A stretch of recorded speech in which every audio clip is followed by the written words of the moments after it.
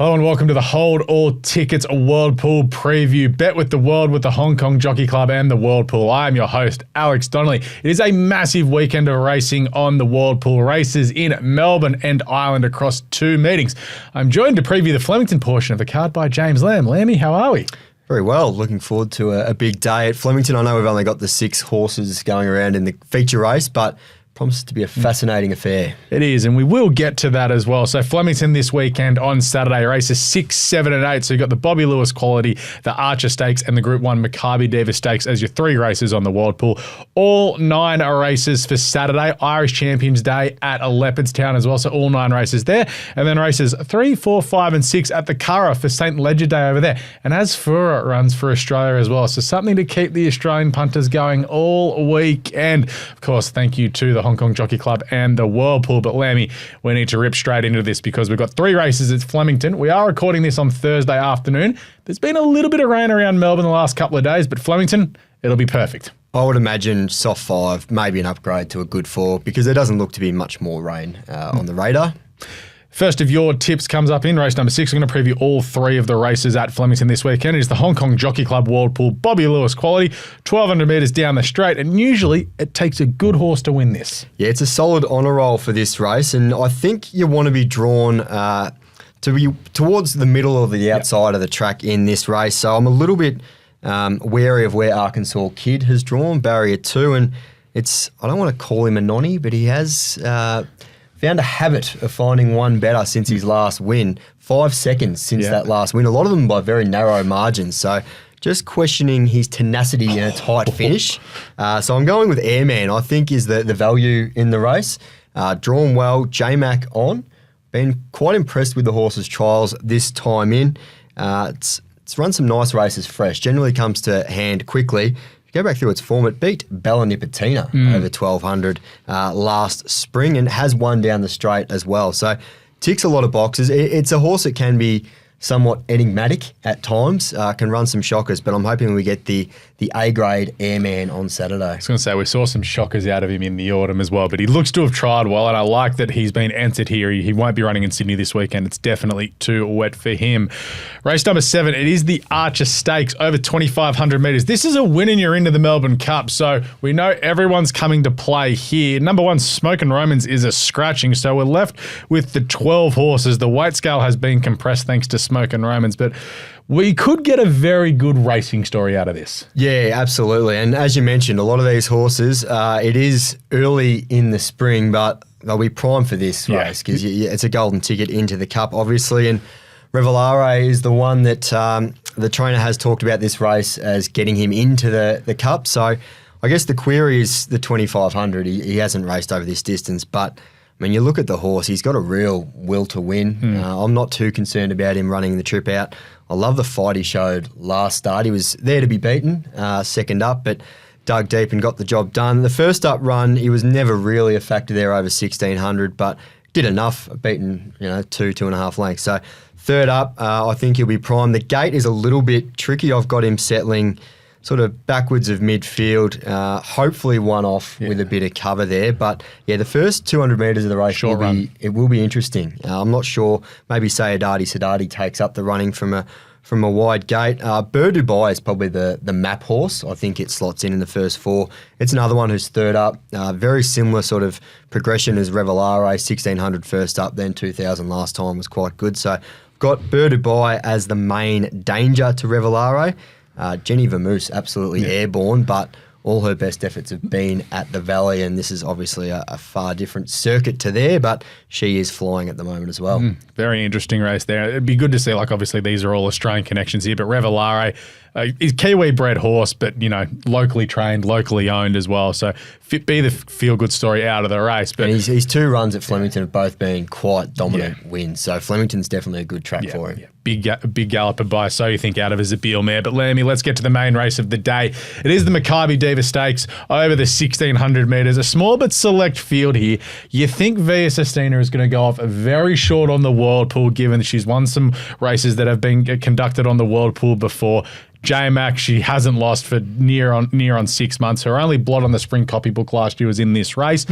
We won't talk about her first because we want to throw to a couple of replays here because the two main lead-ups are the Memsie Stakes and the Wink Stakes. So we'll take in the concluding stages of the Memsie Stakes and sort of talk about how Mr. Brightside and Antino have come out of that. So we'll have a look at the last 400 of this race now as we see them coming around the home turn. We're about to see Treasure the Moment get the perfect run through there, but it's Mr. Brightside obviously in the haze colours and Antino widest of all.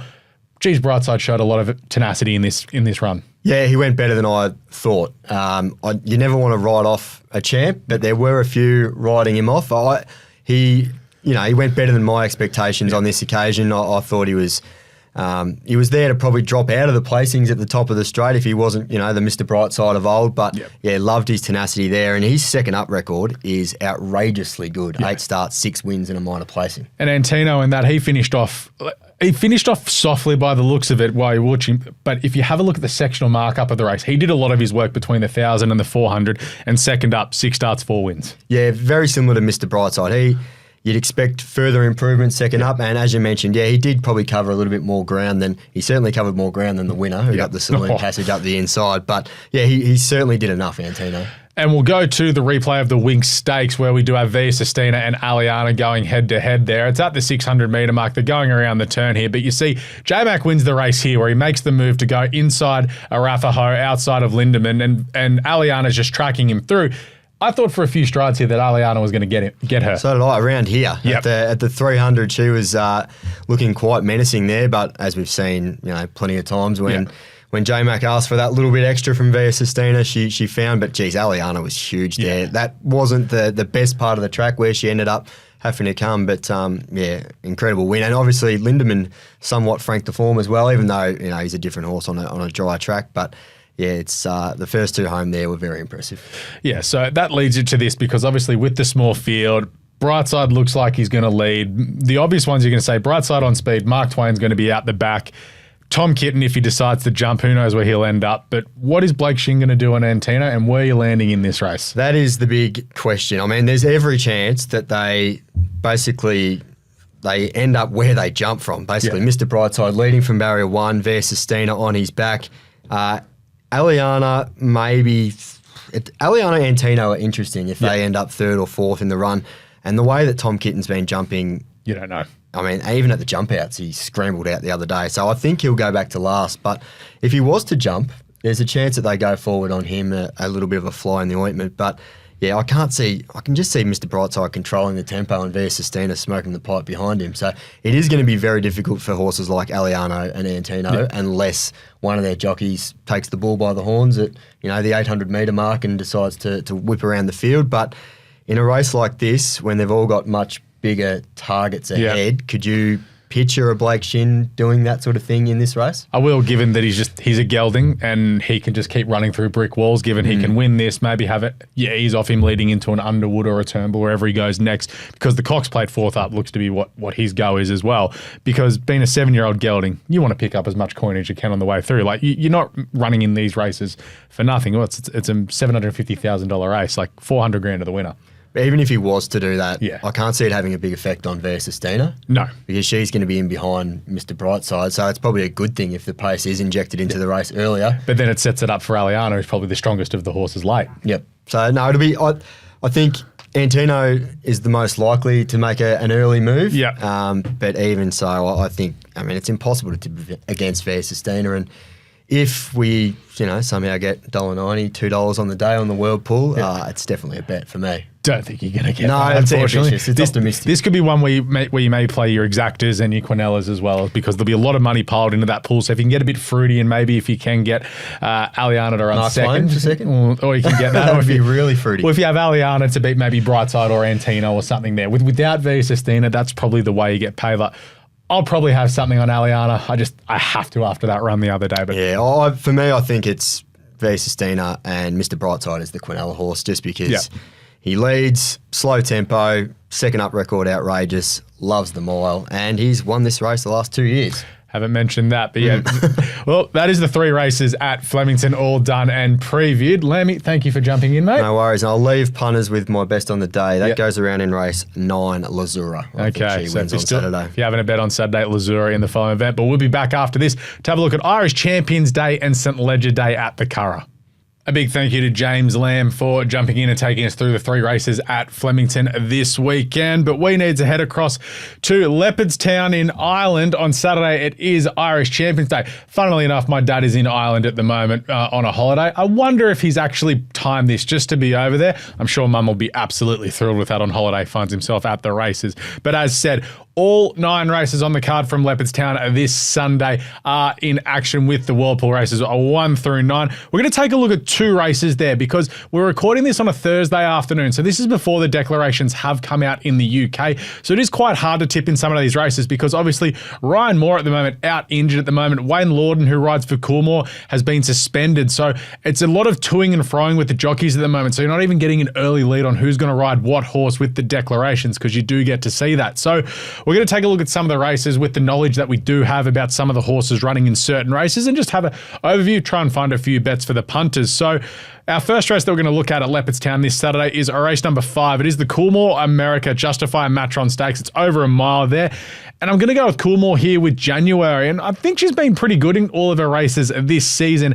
And I'm giving her one final chance. She was beaten by Fallen Angel last start in France. But at Ascot, I thought she was quite good behind Cersine there and also at Newmarket. But the fact that she's a 3-year-old getting the weight allowance against some of the older mares here is the way I want to lean with her. Provided she does get a good draw, she's going to be well within a chance here because she has been running so well. Just hasn't really broken through at the top level as of yet. But I do want to lean her way in this race, just given that she's the 3-year-old with the weight allowance and she's been running well in better races and she's back in home territory here at Leopardstown. Race number 7 is the main race of the weekend as far as I'm concerned. It's the Royal Bahrain Irish Champions Stakes. It's a fantastic race. I wish Ombudsman and John Gosden took up the challenge here and ran in this race. They have run with their tail between the legs saying, oh, Coolmore are going to have some pacemakers and set it up for themselves. I just don't like that. It's not really sporting. I really wanted to see this clash once again between Delacroix and Ombudsman. But as said, Delacroix looks to be the one here.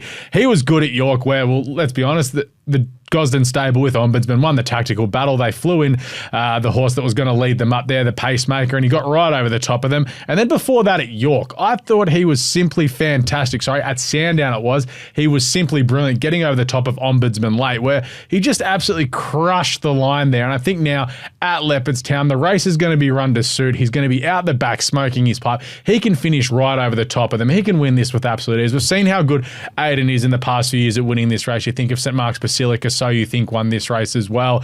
So it's a really great honour roll for Aidan as far as it's concerned. It's a race that he always tries his hardest to win. It's going to be a phenomenal race as it is. He looks to be the one. You think that a Shin Emperor, who was too fresh at York, he lost his race before the start. He was out of his mind pre-race there. He should be much better here, second up here. And Zoran is an interesting one for Johnny Murtagh and the Aga Khan. He's a 3-year-old who's been winning quite well. So he could be the fly in the ointment here, but it's a very intriguing race. But race 7, the Irish Champions Stakes, I do want to be Delacroix. Let's get ahead to a Sunday, of course, at the Curragh. It is Irish St. Leger Day, and that's going to be an interesting one for Australian punters to follow, as we do have some horses that are nominated for the Melbourne Cup in this race, and the nominal Melbourne Cup top weight, if he decides to come out, our Riffer is engaged in that race. But we need to talk about some of the races, because there's races 3, 4, 5, and 6 this weekend at the Curragh for St. Leger Day for the Whirlpool. Of course, bet with the Whirlpool and the Hong Kong Jockey Club. But race 4, Sunday at the Curragh, the Bar 1 are racing a Flying 5 Stakes.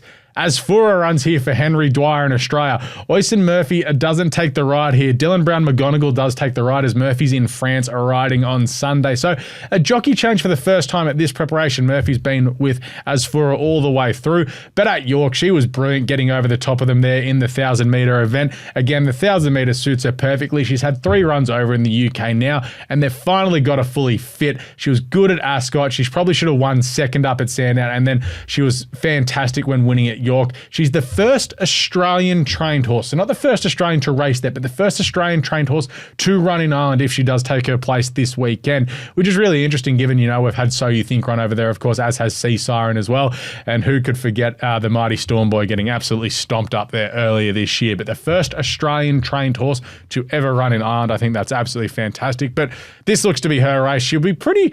She might be okay odds on the Whirlpool, given the fact that, the locals may want to take her on around the world. Her form card doesn't read back me, back me, back me. She did win last start, but she does have a few strikes against her, shall we say. But I think she'll get the job done. She's an absolutely brilliant mare. She's a speed machine.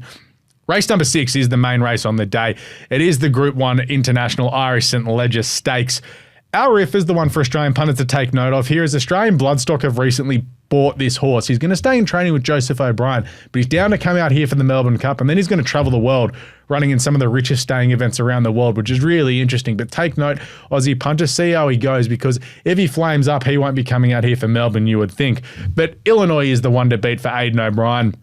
He wasn't strong enough over the 4,000 metres in the Ascot Gold Cup over the Carnival, which was won by Trawler Man. And then he was beaten by Scandinavia in the Goodwood Cup, and Scandinavia had the weight allowance, being a 3-year-old there, carried a stone less than him, only beaten half a length there. So his effort was quite good. He's been running really well. He's yet to miss the top 2 this season. This honestly does look his race to lose. His form this season has been exemplary, so I really want to be with him here. I'm going to lean his way ahead of Al Riffer, who we did mention. There's a big watch for Australian punters, and Al Kareem, who's been in really good form this season too.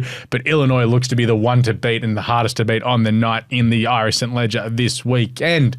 That is the races previewed for this weekend's World Pool events across Flemington, Leopardstown and the Curragh. The next race meeting that we will be covering on the World Pool is the Might and Power Stakes Day at Caulfield. It is in a month's time, so a little bit of time up our sleeve for the World Pool, but a lot of World Pool action coming your way this spring. All over the Carnival, of course, in Sydney. We've got the Everest coming up as well. Caulfield Cup, Cox Plate, it'll all be covered on the World Pool. But thank you for joining us here today. Of course, thank you to our friends at the Hong Kong Jockey Club and the World Pool. Bet with the World Pool this weekend. Now, make sure you do gamble responsibly as always, but good luck if you're having a bet this weekend, and we'll catch you later in the month for the Might and Power Stakes on the World Pool. What's gambling really costing you? For free and confidential support, call the number on the screen or visit the website.